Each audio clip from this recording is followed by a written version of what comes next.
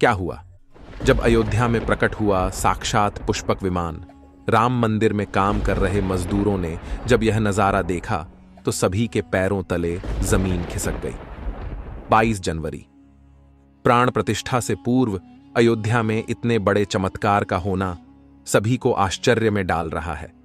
कुछ लोगों ने इसके साक्षात दर्शन किए हैं, जिन्होंने अपनी आंखों देखी जो बताएं, उसे सुनकर आपकी भी रोंगटे खड़े हो जाएंगे।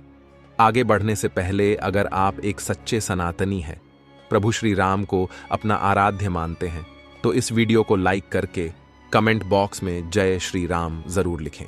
दोस्तों, 22 जनवरी 2024 को रामलला अयोध्या के नए भव्य मंदिर में विराजमान होंगे। इस शुभ कार्यक्रम के लिए पूरे देश में निमंत्रण बांटा जा रहा है। शहर से लेकर गांव तक घर घर अक्षत वितरण में बच्चों से लेकर बड़े तक सहयोग कर रहे हैं। यहां तक कि महिलाएं भी घर घर जाकर अक्षत और श्री राम की अयोध्या की फोटो वितरण कर रही हैं। अयोध्या में राम मंदिर में भगवान रामलल्ला की प्राण प्रतिष्ठा कार्यक्रम की तैयारियां तेजी से की जा रही हैं। इस कार्यक्रम को बेहद भव्य बनाने के लिए कोई कसर नहीं छोड़ी जा रही है। इस बीच राम मंदिर निर्माण का कार्य भी तेजी से किया जा रहा है। मंदिर निर्माण में जो लक्ष्य लिया गया था, उसमें लगभग 80% कार्य हो चुका है। 70 खंभों पर मूर्तिकारी का काम चल रहा है। पिछले दिनों त्योहार की वजह से ये धीमा पड़ गया था, लेकिन अब वो भी तेज गति से पूरा हो जाएगा। निर्माण कार्य जल्द से जल्द पूरा करने के लिए सभी मजदूर रात दिन मेहनत कर रहे हैं। लेकिन 10 जनवरी की रात कुछ ऐसा चमत्कार हुआ जिसे देखकर सभी मजदूरों के होश उड़ गए। जब रात्रि के समय सब मजदूर अपना काम निपटाकर तंबू में सो रहे थे, उसी समय अचानक से उन्हें वहां कुछ हलचल महसूस हुई। सुरेश नाम के एक मजदूर ने जब तंबू से बाहर झांक कर देखा तो उसे राम मंदिर के परिसर कुछ अजीब सी पीली चमकती हुई चीज दिखाई दी। उसने अपने साथियों को जगाना चाहा, लेकिन कोई भी उसके साथ नहीं आया। जब हिम्मत करके सुरेश जब राम मंदिर परिसर में पहुंचा तो वहां का नजारा बहुत चौंकाने वाला था, क्योंकि वहां पर उसे एक बहुत ही दिव्य चमत्कारिक विमान दिखाई दिया, जिसका आकार मोर के समान था, जो दिखने में काफी सुंदर और तेज से परिपूर्ण था, जो कि राम मंदिर परिसर में पिछले क्षेत्र में उतर रहा था। लेकिन उस विमान को नियंत्रित कौन कर रहा था, यह समझ नहीं आ रहा था, क्योंकि उस विमान में इतना तेज था कि सामान्य आंखों से नहीं देखा जा सकता था। लेकिन समझ में कुछ ऐसा आ रहा था मानो स्वयं साक्षात भगवान राम पुष्पक विमान के माध्यम से अयोध्या में उतर रहे हों। सुरेश ने यह चमत्कार अपनी आंखों से देखा, लेकिन अचानक से ही वह बेहोश हो गया, क्योंकि वो उसके तेज को सहन नहीं कर पा रहा था। सुरेश जब सुबह उठा तो वो उसी स्थान पर मौजूद था और उसके साथ ही मंदिर निर्माण कार्य पूरा करने के लिए जा रहे थे। उसने सभी को रोककर रात्रि की सच्चाई बताई, लेकिन सभी उसकी हंसी उड़ा रहे थे। लेकिन सुरेश मन ही मन समझ चुका था कि प्रभु श्री राम अयोध्या आ चुके हैं। यह उसके लिए सौभाग्य था कि उसे इतना सुंदर दृश्य देखने को मिला, जहां शायद उसने साक्षात पुष्पक विमान के दर्शन किए थे, यानी कि प्राण प्रतिष्ठा से पहले अयोध्या प्रकट हुआ साक्षात पुष्पक विमान। दोस्तों, देश के अलग अलग हिस्सों में कई बार अजीब सी आकृति के विमान देखे गए हैं, जिनका संबंध कई बार तो एलियन के साथ जोड़कर भी देखा जाता है। यानी कि अयोध्या में उस रात्रि को मोर की आकृति का विमान देखना वास्तव में प्रभु श्री राम का ही कोई संदेश हो सकता है। लेकिन क्या यह विमान सचमुच में पुष्पक विमान है? इसकी आखिर क्या गारंटी है? इसे समझने के लिए हमें पुष्पक विमान के रहस्य को अच्छे से जानना पड़ेगा।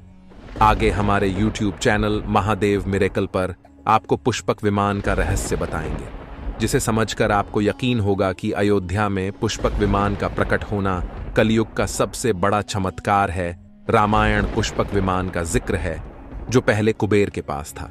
इसके बाद रावण ने उसे अपने सौतेले भाई कुबेर से लंका समेत बलपूर्वक हथिया लिया था। फिर रावण इसी के जरिए कहीं भी आता जाता था। रावण को हराने के बाद यह विमान श्री राम के पास आ गया। वो जीत हासिल करने के बाद इसी विमान के कहीं जगह होते हुए अयोध्या पहुंचे थे। रावण ने इसी के जरिए पंचवटी आश्रम से सीता का हरण किया था और उन्हें उस पर बिठाकर लंका ले गया था। कहा जाता है कि पुष्पक विमान आज के विमान की तरह था। पुष्पक विमान के जरिए रावण हवाई मार्ग से सफर किया करता था। रावण को मौत के घाट उतारने के बाद उसी विमान के जरिए प्रभु श्री राम, माता सीता और लक्ष्मण लंका से अयोध्या लौटे थे। रामायण में जिस तरह से पुष्पक विमान का जिक्र मिलता है, उससे तो यही लगता है कि ये आज के हवाई जहाज की तरह था, लेकिन तकनीक के मामले में मॉडर्न एरोप्लेन से कहीं आगे था। रामायण के सुंदरकांड के 7वें अध्याय में पुष्पक विमान के बारे में जानकारी मिलती है। पुष्पक विमान की आकृति मोर की तरह थी। ये अग्नि और वायु ऊर्जा से उड़ान भरता था। इसकी तकनीक इतनी उत्कृष्ट थी कि इसका आकार छोटा और बड़ा किया जा सकता था। कहा जाता है कि रावण अपनी पूरी सेना को साथ लेकर इस विमान से उड़ान भर सकता था। पुष्पक विमान अपने चालक की इच्छा के अनुसार गति पकड़ता था। ये मन की गति से उड़ान भर सकता था। विमान में बैठने के लिए कई आसन बने थे। पौराणिक कथाओं के मुताबिक युद्ध के बाद भगवान श्री राम ने विमान का पूजन कर ये दिव्य विमान वापस कुबेर को सौंप दिया। कुबेर ने पुष्पक विमान को भेंट स्वरूप प्रभु श्री राम को दे दिया, जिसके बाद इसी पुष्पक विमान से प्रभु श्री राम, माता सीता और लक्ष्मण अयोध्या पहुंचे। अब दोस्तों, कई हजारों सालों बाद एक बार फिर जब भव्य राम मंदिर का निर्माण हुआ है, तो प्रभु श्री राम अपने भाई लक्ष्मण और मां का सीता के साथ एक बार फिर से अयोध्या धाम पहुंच रहे हैं, वह भी अपने इसी पुष्पक विमान पर, जिसका नजारा वहां के मजदूर अपनी आंखों से देख चुके हैं। रामायण के प्रसंग में कहा गया है कि जब माता सीता को हरण करके रावण ले जा रहा था, तो रास्ते में जटायु ने अपने चोंच से रावण को चोट पहुंचाई थी। उस समय रावण पुष्पक विमान में ही मौजूद था। इसके बाद रावण ने तलवार से जटायु को लहूलुहान कर दिया था। जटायु घायल होकर जमीन पर गिर गए। जब सीता को खोजते हुए राम पेड़, पौधे और पक्षियों से पूछते जा रहे थे, तो रास्ते में घायल जटायु से मुलाकात होती है। मरणासन्न पड़े जटायु ही राम को बताते हैं कि रावण सीता को हरण करके किस दिशा में गया है। लेकिन जब साक्षात प्रभु श्री राम पुष्पक विमान में अयोध्या आ चुके हैं, तो भला उनके परम भक्त जटायु कैसे पीछे रह सकते हैं। अयोध्या में रामलला की प्राण प्रतिष्ठा से पहले जनपद की सीमा में गिद्धों का झुंड दिखाई दिया है। स्थानीय लोग इसे गिद्धराज जटायु से जोड़कर देख रहे हैं। वे इसे शुभ संकेत भी मान रहे हैं। मिल्कीपुर तहसील क्षेत्र के गांव धरोली में पिछले 10-12 दिनों से गिद्धों का झुंड वास कर रहा था। हालांकि उस गांव से गिद्ध उड़ गए हैं, लेकिन अयोध्या की सीमा में यहां वहां दिखाई दे रहे हैं। गांव वालों का कहना है कि पिछले 20 वर्षों से हम लोगों ने इलाके में गिद्ध नहीं देखे। अब जब राम मंदिर बन रहा है, तो इस गांव में लगभग 50 की संख्या में गिद्ध आकाश में दिखाई दे रहे हैं। उनमें से 10-12 गिद्ध गांव में ही सेमल के पेड़ पर वास कर रहे थे। गिद्धों के दिखने की घटना को ज्यादातर लोग राम से जोड़कर देख रहे हैं और शुभ संकेत भी मान रहे हैं। 22 जनवरी को होने वाले प्राण प्रतिष्ठा के समारोह में देश के प्रधानमंत्री नरेंद्र मोदी ने देश विदेश की कई महान हस्तियों को निमंत्रण दिया है। लेकिन आपको जानकर हैरानी होगी, नेपाल में भी कुछ विशेष लोगों को समारोह में आने का निमंत्रण दिया गया है। इसके पीछे का रहस्य जानकर आपके भी होश उड़ जाएंगे, क्योंकि नेपाल को भगवान श्री राम का ससुराल कहा जाता है। क्योंकि नेपाल एक समय पर जनकपुर धाम था, जहां के राजा थे राजा जनक, और उनकी पुत्री मां सीता वहीं पर भूमि में से प्रकट हुई थी। जनकपुर धाम, जिसे मिथिला भी कहा जाता था। मिथिला संस्कृति में यह मान्यता है कि जब बेटी का गृह प्रवेश होता है, तो उसके मायके से तोहफा और अन्य सामग्री भिजवाई जाती है। इसी परंपरा के मुताबिक जब प्रभु राम का मंदिर में गृह प्रवेश होगा, तो सीता जी की ओर नेपाल से अयोध्या उपहार आ रहे हैं, जिसे भार यात्रा का नाम दिया गया है। राम मंदिर की प्राण प्रतिष्ठा के लिए भगवान राम के ससुराल नेपाल के जनकपुर से कपड़े, फल और मेवा के साथ साथ उपहारों से सजे 1100 थाल आने वाले हैं। इसमें आभूषण, बर्तन, कपड़े और मिठाइयों के अलावा भार भी आएगा, जिसमें 51 प्रकार की मिठाइयां, दही, मक्खन और चांदी के बर्तन शामिल होंगे। 22 जनवरी को प्राण प्रतिष्ठा समारोह होने वाला है। इसके लिए श्री राम जन्मभूमि तीर्थ क्षेत्र ट्रस्ट की तरफ से भगवान राम की ससुराल नेपाल के कई गणमान्य लोगों को निमंत्रण पत्र भेजे गए हैं। दोस्तों, आज हम राम मंदिर को बनते हुए देख रहे हैं। ये हमारा सौभाग्य है। लेकिन इस भव्य राम मंदिर के बनने में कई हजारों कारसेवकों और राम भक्तों का बलिदान छुपा है।